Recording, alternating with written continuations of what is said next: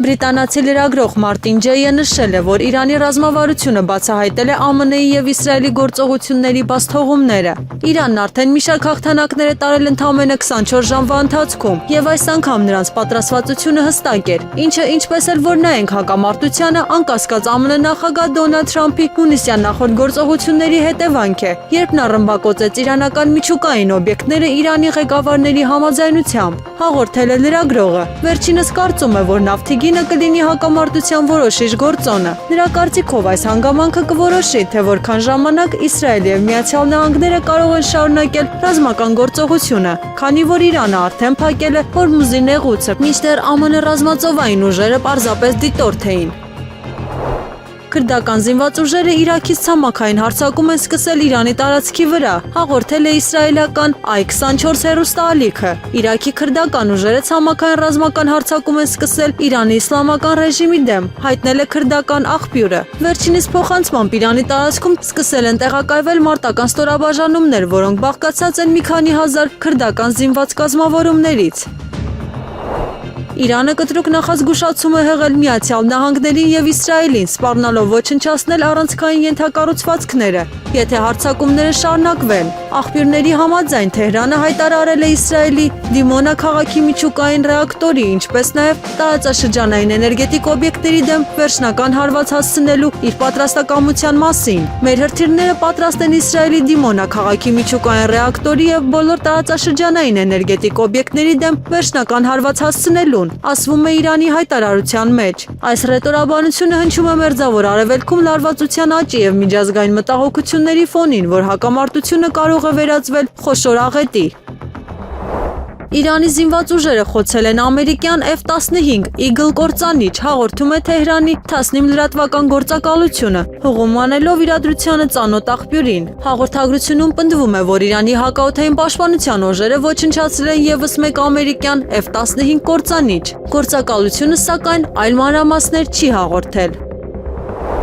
Իրանի նախագահ Մասուդ Փեզեշքյանը դիմել է հարևան պետությունների ղեկավարներին։ Բարեկամ և հարևան երկրների հարգելի ղեկավարներ, մենք փորձեցինք խուսափել պատերազմից ձեր օգնությամբ և դիվանագիտության միջոցով, բայց ռազմական ագրեսիան մեզ այլ ելք չթողեց, քան պաշտպանվելը։ Մենք հարգում ենք ձեր ինքնիշխանությունը և շարունակում ենք հավատալ, որ տարածաշրջանային խաղաղությունը պետք է ապահովեն տարածաշրջանի երկրները։ Իրանի Իսլամական հեղափոխության պահապանների կորպուսը պնդում է, որ հարվածել է Հնդկական օվկիանոսում գտնվող ամերիկյան ականակրին, հաղորդում է Թասնիմ լրատվական գործակալությունը։ ԻՀՊԿ ռազմածովային ուժերը Քադր 380 և Թալայե հրթիռներ են արձակել Հնդկական օվկիանոսում գտնվող ամերիկյան ականակրի, ինչպես նաև մոտակայքում գտնվող վառելիքով լիցքավորվող նավի վրա։ Լրատվականը մեջբերում է ԻՀՊԿ մամուլի հաղորդագրությունը։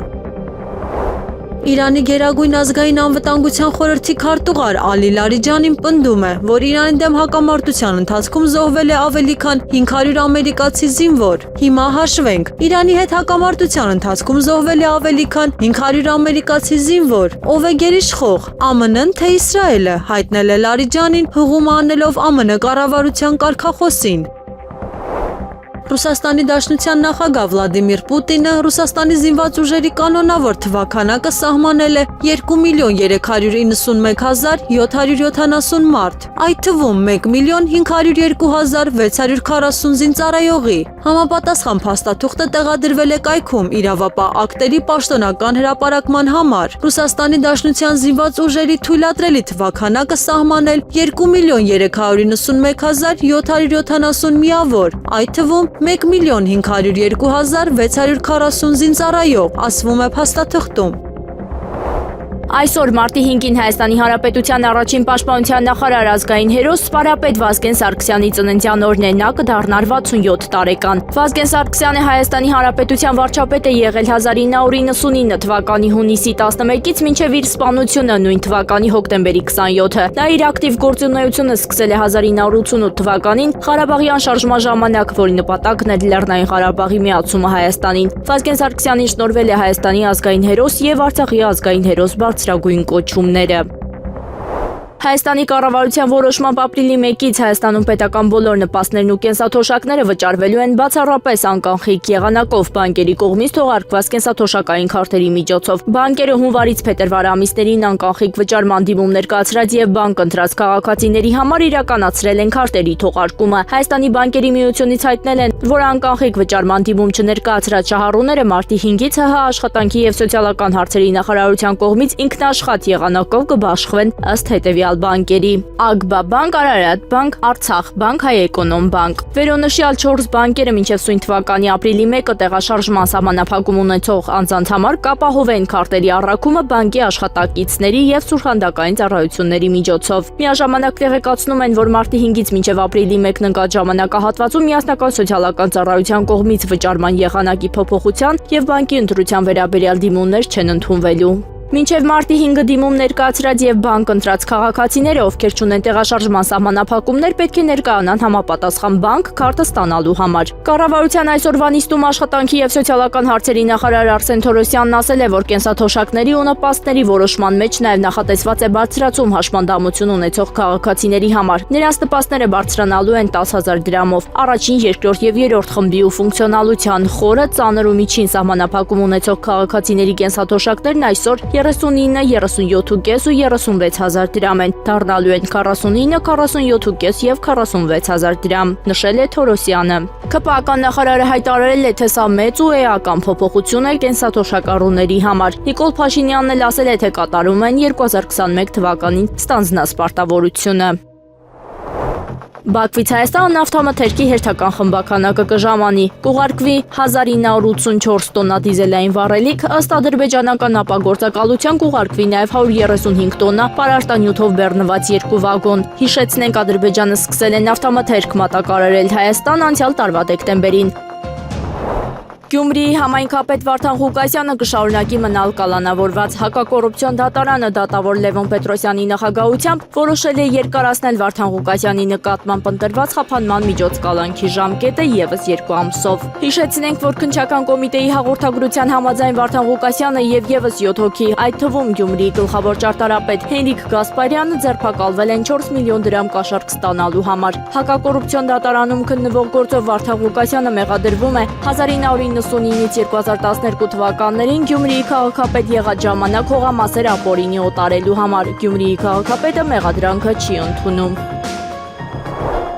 Fly Dubai ավիաընկերությունն այսօր երեկոյան չվերթ կիրականացնի դեպի Երևան, այս մասին հայտնել են Հայաստանի Հանրապետության քաղաքացիական ավիացիայի կոմիտեից։ Դուբայի միջազգային օդանավակայանի առցանց չվացուցակի համաձայն թռիչքը կիրականացվի երեկոյան 21:00-ին։ Իրանի հայ համայնքում մարդկային կորուստներ չկան, միայն նյութական են։ Այս մասին հայտնել են Մեծիտանն Կիլիկիո կաթողիկոս Արամային։ Արաման հեռախոսազրույց է ունեցել ազգային կենտրոնական վարչության քաղաքական ժողովի անդամ Թեհրանաբնակ Հովսես Ավետյանի հետ։ Վերջինը ասել է, որ թեմական ու համայնքային պատասխանատուները հետևում են իրավիճակին, երիտասարդական խմբեր են շրջում հայկական թաղերում, պատրաստ անհրաժեշտության դեպքում այդ ընտանիքներին օգնություն տրամադրելու, ասված է հաղորդագրությունում։ Նորին սրբությունը նաև կապի մեջ է եղել ԱՄԷ-ի Կատարի հայոց թեմի առաջնորդ Տեր Մեսրոպ arczepiskopos Սարգսյանի հետ։ Քուվեյթի թեմական ու համայնքային պատասխանատուներն էլ ասել են, որ իրենց մոտ եւս որևէ կերպ հայ համայնքը չի տուժել։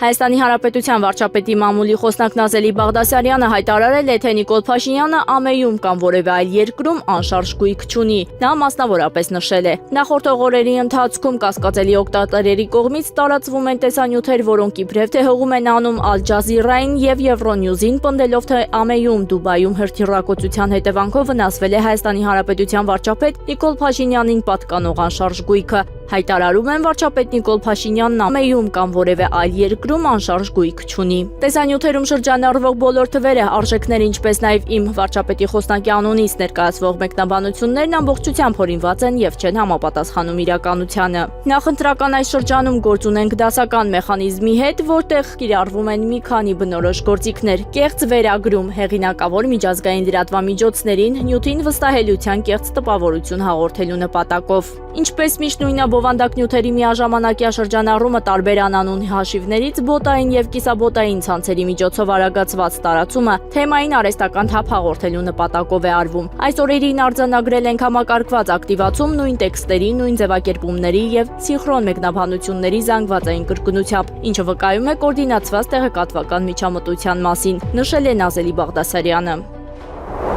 ԱՄՆ նախագահ Դոնալդ Թրամփի իրանց համակային զորքեր ուղարկելու հնարավորության մասին հայտարարություններից հետո ըստ խորվաթական Advance 30 թվում է, թե Վաշինգտոնը քննարկում է հակամարտության բոլոր հնարավոր սցենարները։ ԱՄՆ նախագահ Դոնալդ Թրամփը մամուլի ասուլիսում հայտարարել է, որ չի բացառում իրանց համակային զորքեր ուղարկելու հնարավորությունը, սակայն ոչ միայն կլինի լարվածության սրացում, այլև ամբողջական պարադիգմային փոփոխություն, իսկ Ամերիկայի համար շատ հավանական է, որ դա կլինի խոշոր ռազմական աղետ, նշվում է հաղորդագրության մեջ։ Թուրքիան հայտարարել է, որ Իրանից արձակված բալիստիկ հրթիռը խոցվել է ՆԱՏՕ-ի հակաօդային պաշտպանության համակարգերի կողմից, մինչ այն կհասներ Թուրքիայի օդային տարածք։ Թուրքիայի կողմի տվյալներով հրթիռը արձակվել է Իրանի տարածքից եւ շարժվել Թուրքիայի ուղղությամբ։ Այն ժամանակին հայտնաբերվել է եւ ոչնչացվել պաշտպանական համակարգերի կողմից, կանխելով հնարավոր սպառնալիքը երկրի օդային տարածքի համար։ Միջադեպի հետևանքով զոհեր կամ տուժածներ չեն արձանագրվել։ Իրանական կողմը տեղի ունեցածի վերաբերյալ առայժմ պաշտոնական հայտարարություն չի արել։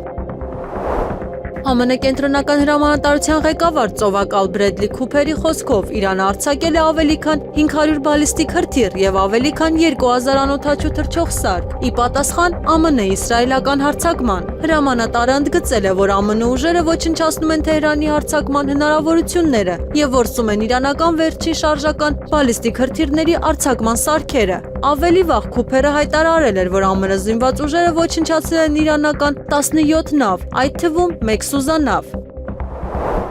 Ֆրանսիան մասնակցել է Մերձավոր Արևելքի երկրների վրա Իրանի հարվածների հետ մղմանը։ Այս մասին հայտարարել է Ֆրանսիայի նախագահ Էմանուել Մակրոնը։ Մենք անմիջապես արձագանքեցինք եւ հակամարտության առաջին ժամերին ինքնապաշտպանության նպատակով խոցեցինք անօդաչու թռչող սարքեր մեր դաշնակիցների օդային տարածքը պաշտպանելու համար, ընդգծել է նախագահը։ Ֆրանսիայի առաջնորդը հիշեցրել է Արաբական Միացյալ Էմիրությունների, Քուվեյթի եւ Կատարի հետ ռազմական համագործակցության համաձայնագրերը։ Նա նաեւ խոստացել է համերաշխություն ցուցաբերել Իրաքի եւ Հորդանանի հետ հարաբերություններում։ Մակրոնը հավելել է, որ արկա միջոցներից բացի վերջին ժամերին տեղակայվել են Ռաֆայել կործանիչներ, հակաօդային պաշտպանության համակարգեր եւ օդային ռադարներ։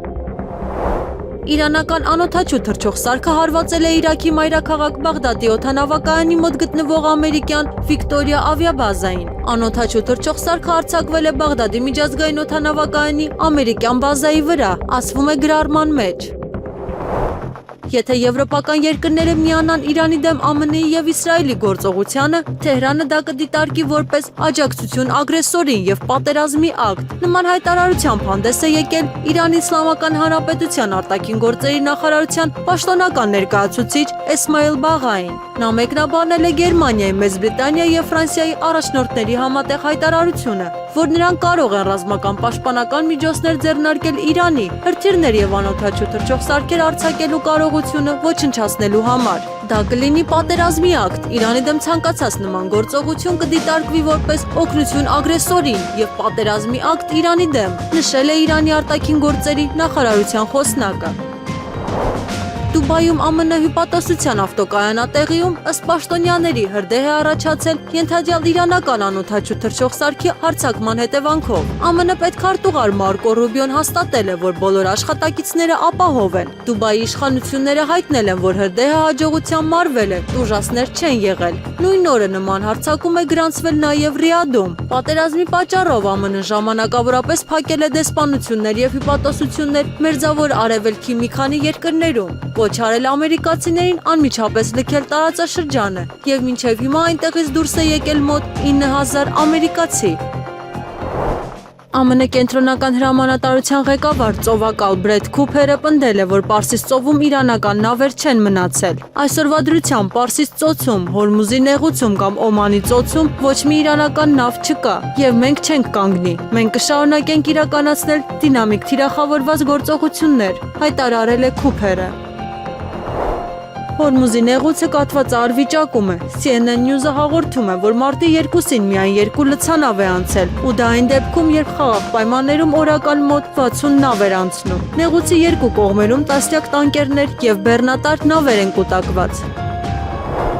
Իրանի կողմից նշանակվող ցանկացած նոր առաջնորդ կդառնա անվերապահ ոչնչացման թիրախ, հայտարարել է Իսրայելի պաշտպանության նախարար Իսրայել Կացը։ Նրա խոսքով Իրանի իշխանական հոգևորականների կողմից ընտրված ցանկացած ղեկավար, անկախ նրանից, թե ով կլինի եւ որտեղ կգտնվի, կդիտարկվի որպես թիրախ։ Կացը նշել է, որ ինքը եւ Իսրայելի վարչապետը հանձնարարել են Իսրայելի բանակին պատրաստվել եւ գործել բոլոր անհրաժեշտ միջոցներով գործողության շրջանակում սահմանված նպատակներին հասնելու համար։ Իրանի ԻՀՊԿ-ն հայտնել է, որ վերջին օրերին հարվածներ է հասցրել Իրաքում եւ Քուվեյթում ԱՄՆ զորքերի տեղակայված օբյեկտներին, օգտագործելով շուրջ 230 անօդաչու թռչող սարք։ Կազմակերպությունը նշում է, որ հարվածներն հասցվել այդ թվում Էրբիլում տեղակայված բազային օբյեկտին, Քուվեյթի Ալի Ալ-Սալեմ օդանավակայանին եւ Արիֆ Ջանիվ ճամբարին։ ԻՀՊԿ-ն ընդգծում է, որ սա պատերազմի առաջին հզոր քայլերից մեկն է եւ ներկայացնում է որպես պատասխան քայլ ԱՄՆ-ի եւ նրա զորքերին ուղղված գործողությունների ֆոնին։ Վաշինգտոնի դաշնակից արաբական երկրները զգուշացրել են ԱՄՆ-ին, որ եթե ռազմական գործողություններ սկսվեն, կարող է անհրաժեշտ լինել զորքեր ուղարկել Իրան եւ գործողությունը կտևի երկար, հաղորդում է News National լրագրող Քելի Մեյերը, հղում անելով իր աղբյուրներին։ Մերձավոր Արևելքի մի պաշտոնյա ինձ ասաց, որ արաբ դաշնակիցները հարձակումներից առ զգուշացրել են ԱՄՆ-ին, որ եթե նրանք ռազմական գործողություններ սկսեն, հավանական է, որ ԱՄՆ-ն ստիպված կլինի զորքեր ուղարկել Իրան եւ գործողությունը կտևի երկար, հայտնել է նա։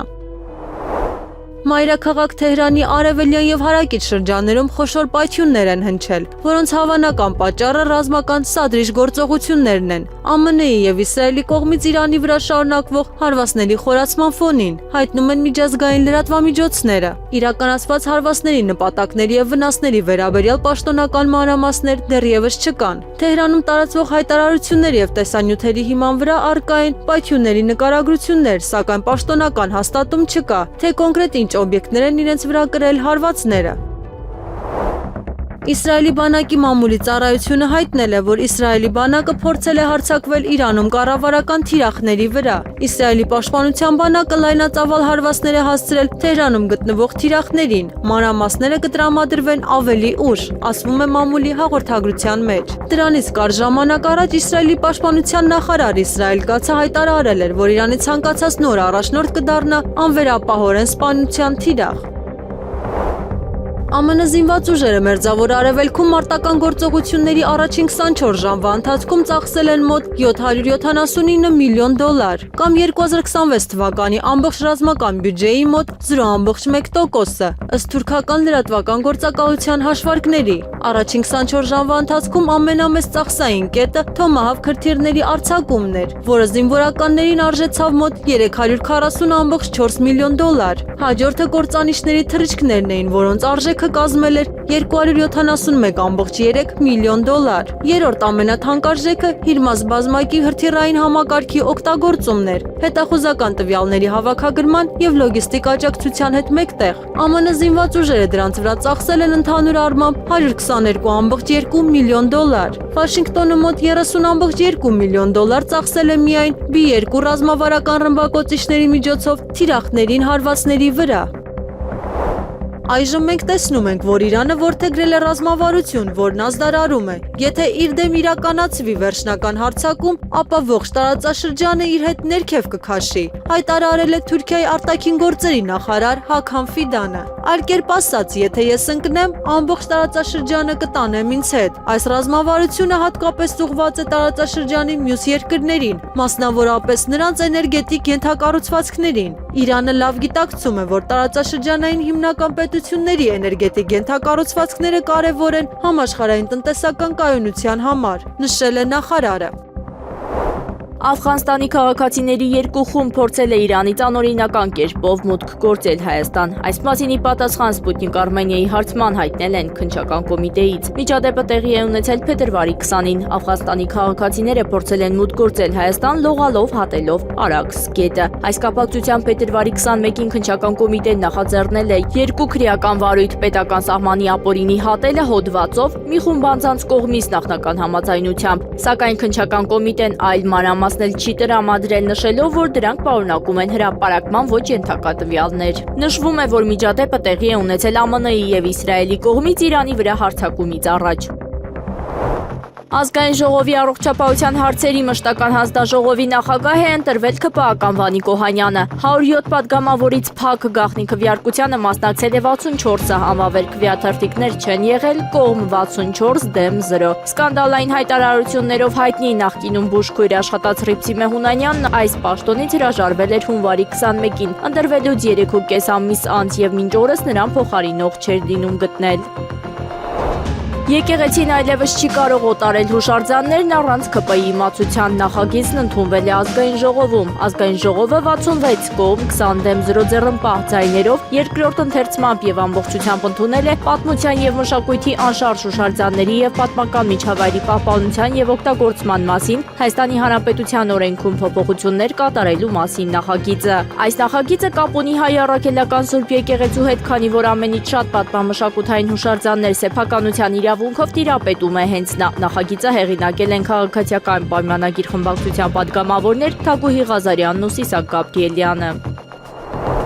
Հայաստանի-Իրան սահմանային անցակետում բեռնատարների կիլոմետրանոց հերթեր են։ Անցակետը ժամը 4-ից տեխնիկական խնդիրների պատճառով չի կարողանում աշխատել։ Մոտ 2 տասնյակ իրանցիներ մնացել են սահմանին եւ չեն կարողանում անցնել։ Բացի այդ, կան ՀՀ քաղաքացիներ, որոնք ուզում են անցնել Իրան, սակայն հայկական մասը անցնելուց հետո ստիպված են լինում վերադառնալ, քանի որ իրանական կողմը չի կարողանում նրանց մուտքի գործընթացն իրականացնել ինտերնետ կապի բացակայության պատճառով։ ԱՄՆ զինված ուժերը հարված են հասցրել Իրանի Չաբահար նավահանգստին, այն տարածքին, որի մերձակայքում ավելի վաղ անցկացվել էին Իրանի, Ռուսաստանի եւ Չինաստանի համատեղ ռազմածովային զորավարժությունները։ Տարածաշրջանը ռազմավարական նշանակություն ունի, քանի որ գտնվում է Հորմուզի նեղուցի մերձակայքում։ Ավելի վաղ հաղորդվել էր, որ Չինաստանի եւ Ռուսաստանի ռազմածովային ուժերի նավերը, որոնք գտնվել էին Հորմուզի նեղուցում, չեն խոչընդոտի ԱՄՆ հնարավոր գործողություններին Իրանի դեմ եւ կարող են լքել տարածաշրջանը նախքան նման գործողությունների մեկնարկը։ ԱՄՆ զինված ուժերը հարված են հասցրել Իրանի Սուզանավային բազային, որտեղ տեղակայված էին Վարշավյան կանախագծի սուզանավեր։ Այս մասին հայտնում է ԱՄՆ զինված ուժերի կենտրոնական հրամանատարությունը։ Հարվածները հասցվել են Իրանի փոքր սուզանավային նավատորմին, որը բաղկացած է մի շարք փոքր չափերի սուզանավերից եւ ռուսական արտադրության Վարշավյանկա տիպի մի քանի սուզանավերից։ Միաժամանակ նշվում է, որ այս փուլում դժվար է գնահատել հասցված վնասի ծավալը։ Ամերիկյան CNN News-ի փոխանցմամբ Իրանի Նավթանզի միջուկային օբյեկտի շենքերը վնասվել են ԱՄՆ-իսրայելական հարձակումներից հետո։ Վերջին 48 ժամվա ընթացքում արված արբանյակային լուսանկարները ցույց են տալիս Նաթանզի միջուկային օբյեկտին հասցված վնասը։ CNN-ի կողմից լուսանկարների վերլուծության համաձայն վնասվել է մեծ պահեստ եւ 2 փոքր երկհարկանի շենք, հաղորդում է հեռուստաալիքը։ Նաեւ նշվում է, որ ավերված կառույցները հնարավոր է ծառայել են որպես աշխատողների եւ տրանսպորտային միջոցների մուտքի կետեր դեպի օբյեկտի ստորգետնյա կառույցներ։ ԱՄՆ նախագահ Դոնալդ Թրամփը հայտարարել է, որ շուտով հայտնի կդառնա, թե ով է վերահսկում Իրանը։ Շատ շուտով կիմանաք, պատասխանել է Թրամփը։ Ամերիկացի նախագահը նաև հայտարարել է, որ շուտով պարզ կլինի նաև ԱՄՆ-ի արձագանքը Սաուդյան Արաբիայի մայրաքաղաք Ռիադում ԱՄՆ դեսպանատան վրա հարձակմանը։ Նա հավելել է, որ զորքերի տեղակայում տարածքում հավանաբար անհրաժեշտ չի լինի։ Իրանի Իսլամական հեղափոխության պահապանների կորպուսը հարձակվել է Բահրեյնում գտնվող ԱՄՆ ավիաբազայի վրա, հաղորդում է ԻՐԻԲ լրատվական գործակալությունը։ Բահրեյնում գտնվող ԱՄՆ բազաները ենթարկվել են ծանր իրանական հրթիռային հարձակման, ասվում է գրառման մեջ։ Թագավորական նավատորմի Մեծ Բրիտանիայի ծովային առևտրի գրասենյակը հայտնել է, որ 2 անհայտ արկեր հարվածել են Բահրեյնի նավահանգստում գտնվող նավի։ ԱՄՆ-ն եւ Իսրայելը հարված են հասցրել Թեհրանում գտնվող Մեհրաբադ օդանավակայանին։ Այս մասին հայտնում է Nur News գործակալությունը։ Տեղական աղբյուրները միջադեպը բնութագրել են որպես ամերիկա-սիոնիստական հարձակում օդանավակայանի տարածքի վրա։ Դեպքի վերաբերյալ մանրամասներ այս պահին չեն հրապարակվում։ Պաշտոնական հաստատում կամ լրացուցիչ տեղեկություն վնասների եւ հնարավոր տուժածների մասին դեռևս չկա։ Իրանը նոր հարձակում է սկսել Իսրայելում գտնվող թիրախների վրա, օգտագործելով հրթիռներ եւ անօդաչու թռչող սարքեր, հայտարարել է Իսլամական հեղափոխության պահապանների կորպուսը։ Սկսվել է ճշմարտացի հաղորդակցություն 4 գործողության 16-րդ ալիքը։ Օկուպացված տարածքների սրտում ավիատիեզերական ուժերի մեծ թվով հրթիռների եւ անօդաչու թռչող սարքերի օգտագործմամբ, ասվում է հայտարարության մեջ։ Մարտի 3-ին չարտերային չվերթով Մասկատից Երևան է ուղևորվել 115 ուղևոր, որոնց մեծ մասը 90-ից ավելին ՀՀ քաղաքացիներ են, այդ թվում հեռավոր արևելքից Օման եկած 2 քաղաքացի։ Այս մասին հայտնել են Հայաստանի Հանրապետության արտաքին գործերի նախարարությունից։ Օմանում ՀՀ դեսպանության անձնակազմը ներկա է եղել օդանավակայանում, քաղաքացիներին ցուցաբերվել է անհրաժեշտ աջակցություն, հայտնել են ԱԳՆ-ից։ Հիշեցնենք, որ Երևանում 3 վայրեջք էր կատարել Օմանից առաջին տարհանման չվերթը։ Մարտի 3-ին ԱՄԷ-ում ՀՀ դեսպանությունը տեղեկացրել է նաև մարտի 4-ին երեկոյան ժամը 21:00-ին կայանալիք Մասկատ-Երևան չվերթի ու ԱՄԷ-ից Օման հասնելու անվճար հնարավորության մասին։ Մայր Հայաստան խմբակցության անդամ Սամվել Հակոբյանը վայր է դնում Երևանի ավականու անդամի իր մանդատը։ Հուսամ իմ համեստ ներդրումն ունեցա քաղաքային իշխանության ապիկար ու ապօրինի էությունը բացահայտելու գործում։ Կարծում եմ այլևս ասելիք չունեմ Տիգրան Ավիյանի ղեկավարած քաղաքապետարանում։ Քաղաքականությունը պաշտոն չէ, այլ պատասխանատվություն։ Շարունակելու եմ իմ պայքարը հանուն արժանապատիվ, անվտանգ եւ քրիստոնյա Հայաստանի, ինչի համար օր առաջ պետք է ազատվենք մեր հայրենիքը գահավիժման տանող իշխող ուժից։ Հատուկ շնորհակալություն Մայր Հայաստան խմբակցությանը եւ Անդրանիկ Թևանյանին համատեղ աշխատանքի քաղաքական գրագիտության եւ երևանցիների խնդիրներին հետեւողական ու պատասխանատու մոտեցման համար, նշել է Հակոբյանը։ Հակակոռուպցիոն դատարանը վարույթ է ընդունել գլխավոր դատախազության ապօրինի ծագում ունեցող գույքի բռնագանձման վերաբերյալ հերթական հայցադիմումը։ Գլխավոր դատախազությունից հայտնել են, որ ապօրինի ծագում ունեցող գույքի բռնագանձման գործերով վարչությունը պահանջ է ներկայացրել դատարանին Հայաստանի Հանրապետության զինված ուժերի սպառազինության վարչության նախկին պետ, Պաշտպանության նախարարության 2-րդ բանակային կորպուսի նախկին հրամանատար Պողոս Լյովայի Պողոսյանի հետ փոխկապակցված անձանցից հօգուտ Հայաստանի Հանրապետության բռնագանձել 2 անշարժ գույք Երևան քաղաքում 451 միլիոն 540 հազար դրամ։ Հակակոռուպցիոն քաղաքացիական դատարանը դատավոր Լիլի Դրմեյանի նախագահությամբ կարճել է գեներալներ Մովսես Հակոբյանից եւ Արմեն Հարությունյանից որպես գույքային վնաս 4 միլիարդ 370 միլիոն 985 հազար դրամի բռնագանձման գործը, բավարարելով պատասխանող կողմի միջնորդությունը հայցային վաղեմություն կիրառելու մասին։ Հրաձիկ Էլմիրա Կարապետյանը դարձել է Երևանում անցկացվող Եվրոպայի առաջնության փոխչեմպիոն։ Օդամղիչ ատրճանակ կանանց սոլո մրցաձևում Կարապետյանը հաղթահարելով որակավորման ապակիսաեզրափակիչ փուլերը եզրափակչում մրցել է Հունգարիայի ներկայացուցիչ օլիմպիական խաղերի բրոնզե մեդալակիր Վերոնիկա Մայորի հետ եւ 12-15 հաշվով զիջել մրցակցին, բավարարվելով արծաթե մեդալով։ Մարտի 3-ին Հայաստանի Հանրապետության արտաքին գործերի նախարար Արարատ Միրզոյանը հեռախոսազրույց է ունեցել Եվրոպական հանձնաժողովի փոխնախագահ ԵՄ արտաքին գործերի ու անվտանգության քաղաքականության հարցերով բարձր ներկայացուցիչ Կայա Կալասի հետ։ Զրուցակիցներն անդրադարձ են կատարել Մերձավոր Արևելքում ստեղծված իրավիճակին, այդ թվում հումանիտար բնույթի հարցերի։ Արարատ Միրզոյանը եւ Կայա Կալասն ընդգծել են առաջիկա միջոցառումների եւ այցերի իրականացման եւ ՀՀ-ԵՄ օրակարգն առաջ մղելու հարցում ակտիվ ներգրավվածությունը։